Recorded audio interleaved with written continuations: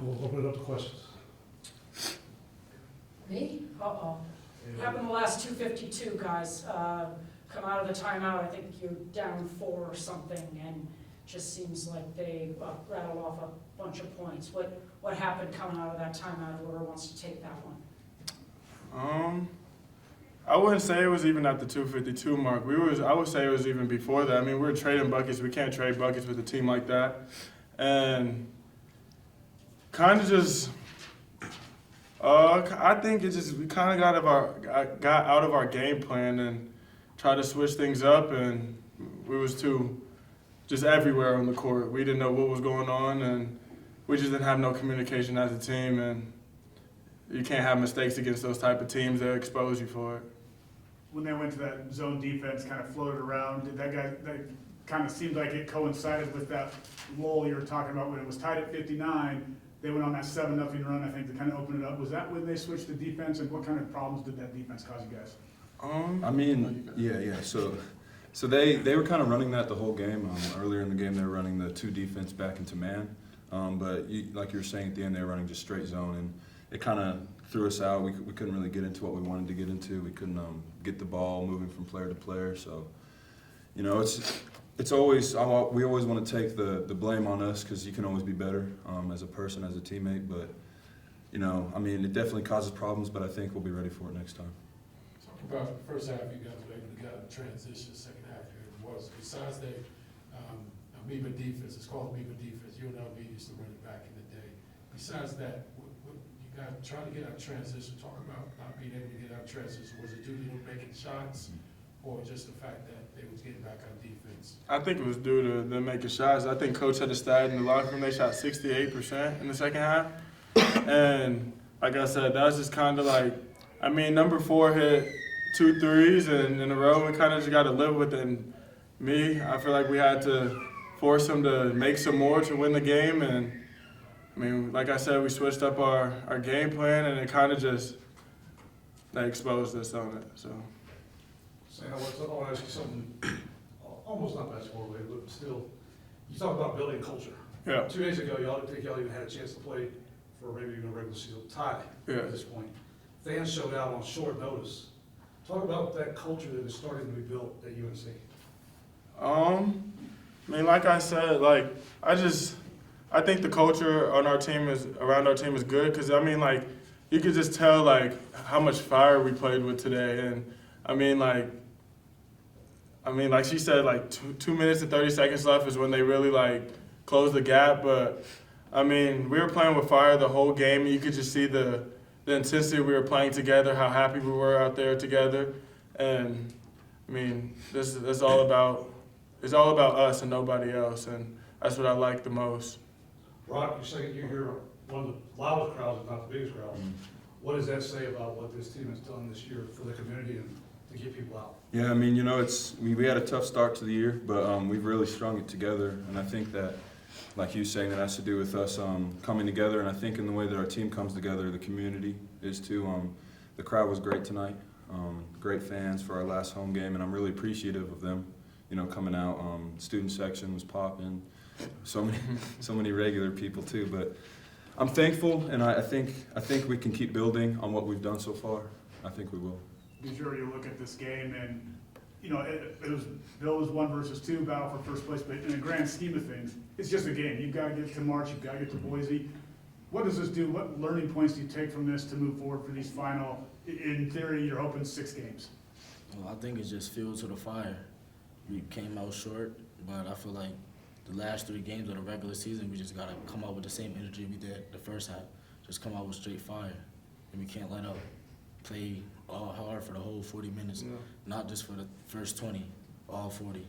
And I would say for us is like we were sitting here Thursday talking about how we had 29 points off of 20 assists. I see that we only had 11 assists as a team. That's we go back to the press. I think that's what stopped us. And when we're passing the ball, like bing, bing, bing, and then shot, like we look like a whole different team. And today they made us play stagnant. And I mean, that's the best game plan I would say for us to get. If we're stagnant, we can't really do much with the ball.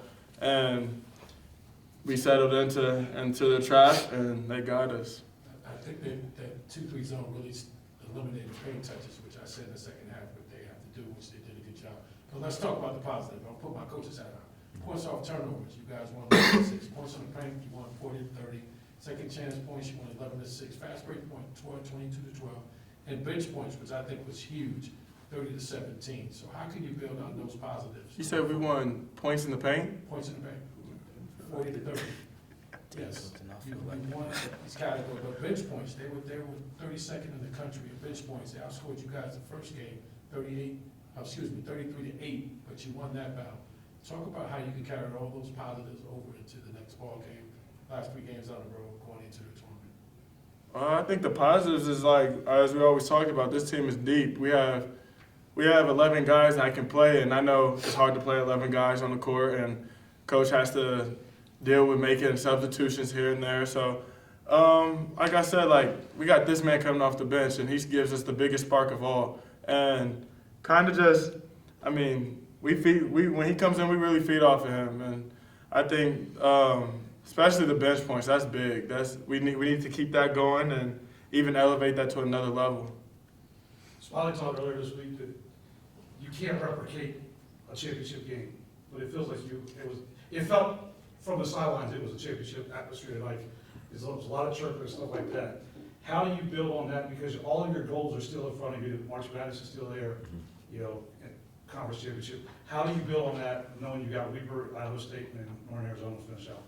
I mean, it's really just closing out strong. We want a good seed for the tournament, so we have the best shot at making it to March. And you know, I think if we really put our heads down, go game by game, and by the time that we get to March, get to the tournament, we're at our best product. I think that's one way that we can really come firing into the tournament. And I just feel like the last 3 games left in the regular season, we got all played them like a championship game. Yep. Just can't just take it on like a regular game. All 3 of those is championship games to get us ready for the Big Sky tournament.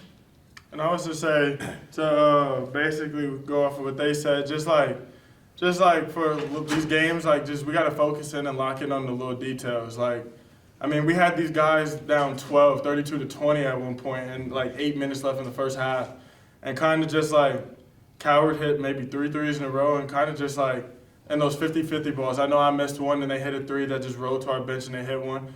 We got to win those plays. I mean, it's 43-43 going into halftime, and we should have been up 10. So just like focusing on little details like that when we get up, and just keep closing the small gap, and I think we'll be just fine these next 3 games. You'll be a good coach one day. Man, that's my goal. And Last question. the- We honored Riley, Theo, Jaron, and Jalen tonight. Talk about them, especially Riley, who is now exhausted all of his eligibility. Especially you, Brock. You've been around in the last 2 years, but you 2 guys can chime in on what it means to have him as a teammate. Yeah, I mean, all of them, really close with all of them. You know, it was happy, sad, you know, during that senior night, seeing them come out. But they've done a lot, and we've all gotten really close. I think that's one of the reasons that we're having a solid year is because we've all gelled really close. And I'll miss them for sure, and they've done a lot for us. So. I would say for like guys like Riley, man, really impressed me tonight. I mean, he got a hit in his mouth and it was bleeding, and who knows, at the beginning of the season he might have came out the game, but he just fought through and just kept playing, and that's major growth for him. And like guys like Jalen Page, man, he comes in the gym and works every day. He makes us better each day, even though he's a walk-on. He knows his job, and like what I say, I tell guys like scholarship guys, like get on the court, but he's the first one to get in the court. If you say 5 guys out, he's the first one to the court. That's what I say.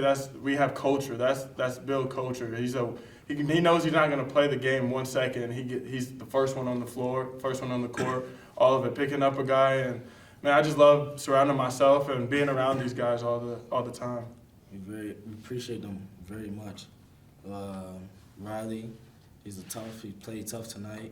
I mean, they respect him as just like a shooter, but tonight he showed he just not a shooter tonight. So we really appreciate that from Ryan. I think that was a really good college basketball game tonight, and you know, give credit to Eastern Washington. They knew they had to win tonight.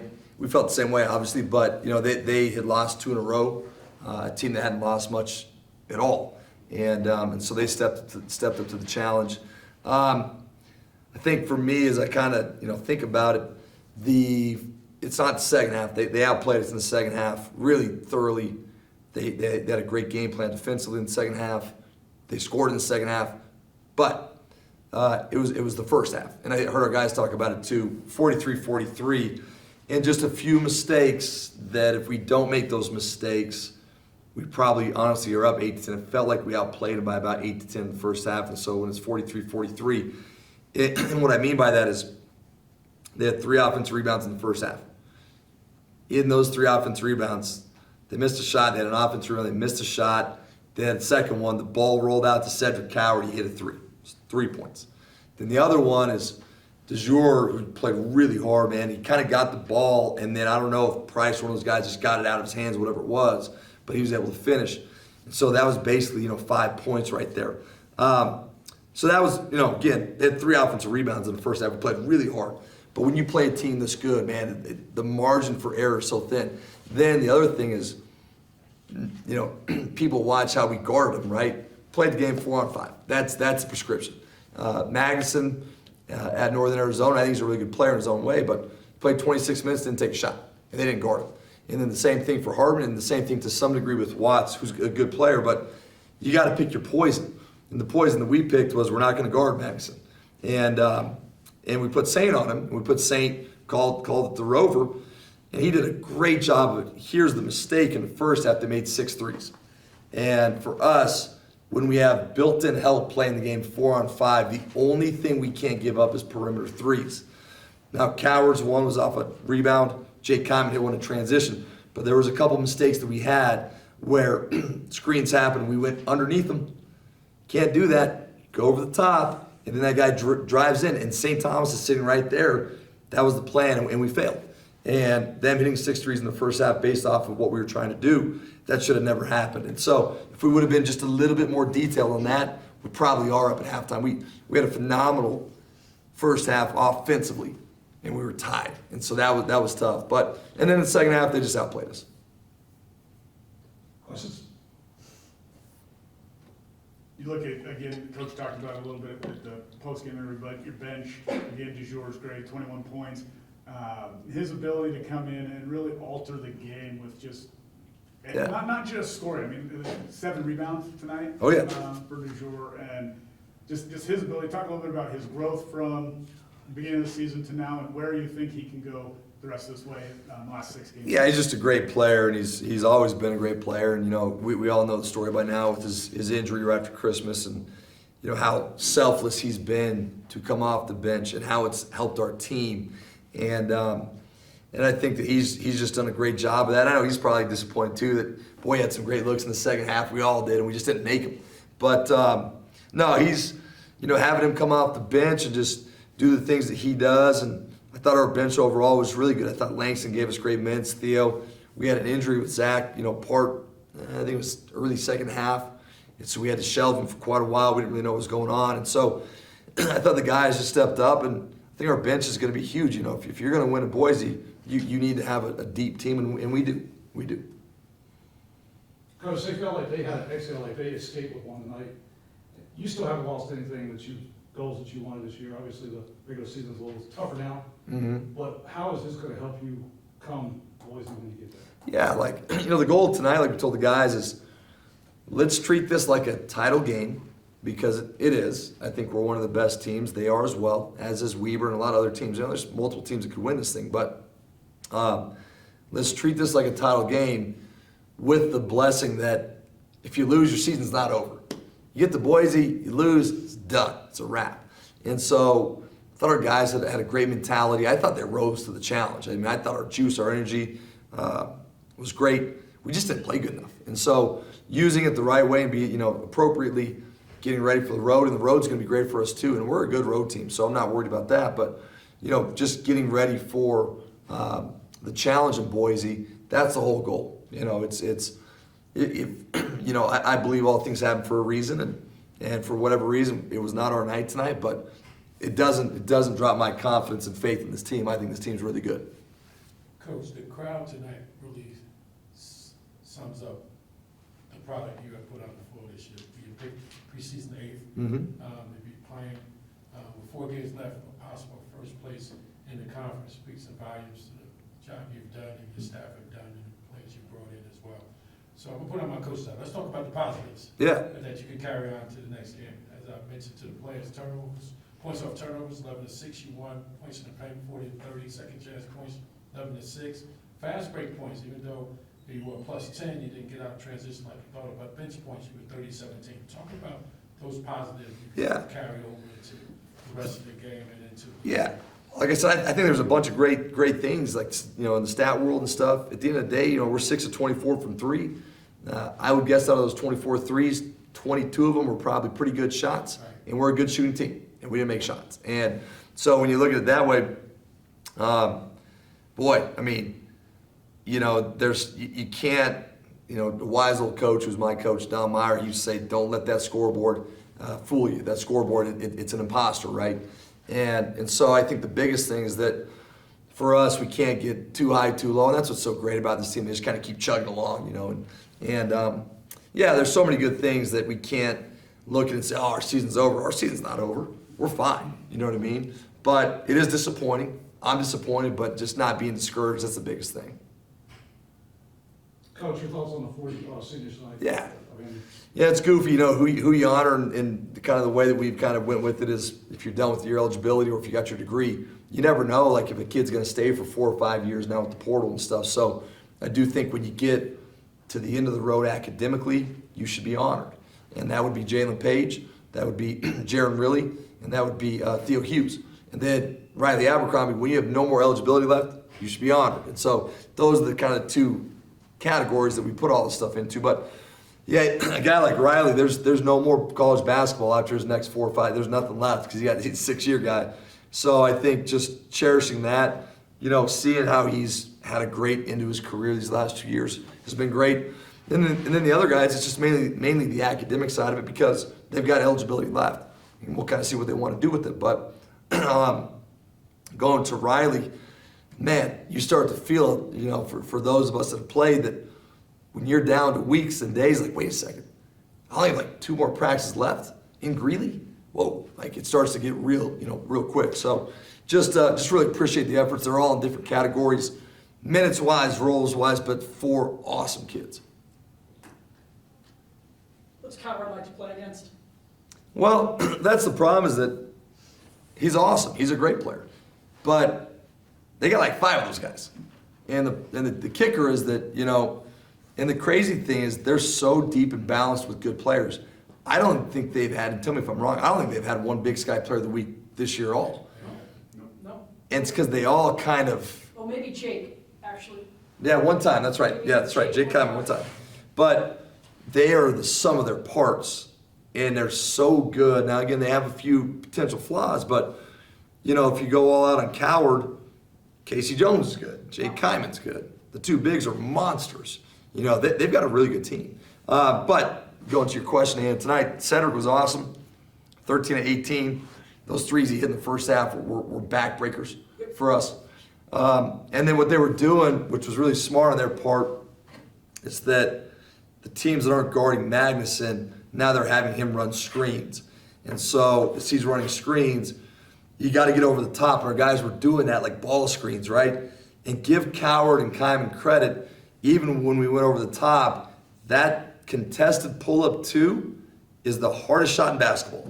And those guys hit about 5 of those in the second half, so give both of them credit. But Coward's just, he's a matchup nightmare. If you don't double him, you know, and they're so big, well, put a bigger guy in him. Well, who guards Casey Jones? Well, who guards the 6'10" guy? So, you know, it's a team that's going to put you in a bind because they're so big. And so he was awesome tonight.